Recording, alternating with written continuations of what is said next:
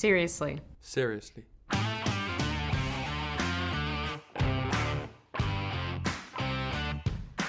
I think the time that we got to spend with each other when we were at the hotel, essentially, because we were all on the same floor, the quarantine kind of turned into from a bad thing to a good thing because we all got to bond and spend time with each other. I probably had this moment where I was just like, wow, we're finishing a series of films, we're in Bulgaria, we're all here together. This is kind of a magical moment and it's something to be grateful for.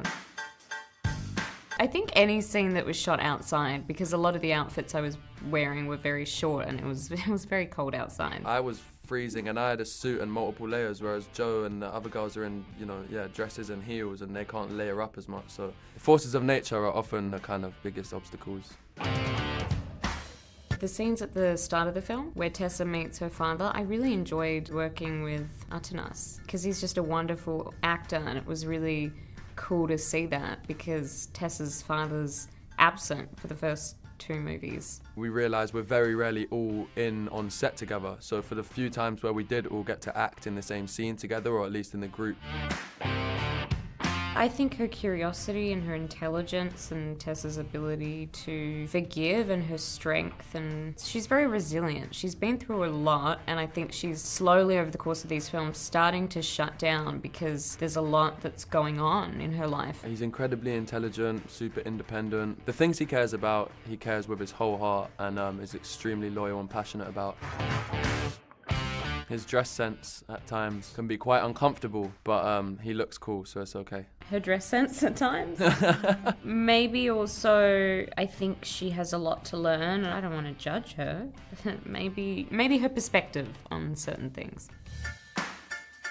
Sometimes it can feel like, what if there was something else that could take its place? Like, are we doing enough? Are we doing the right thing? Are we achieving something with this scene? And are we telling a story? And you want the scene to be doing multiple things at the same time and really have a purpose. And I think probably that. I find the scenes very easy because I think it's just like a dance. I think with the intimacy coordinator that we had this year and the practice and kind of, the fact that we've done 2 films with multiple intimate scenes in each of them, I think we're quite comfortable doing those scenes now.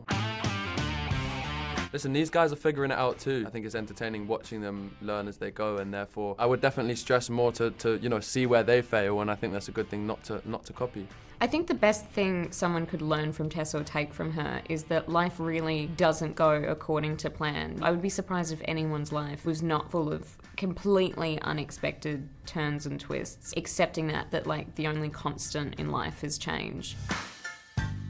Something probably meaningless about like if you go to college you'll meet a cute British boy. That's probably bad advice. Definitely don't copy hard and then make a bet about making someone fall in love with you and then just turning it off. Probably won't get you in anyone's good books anytime soon.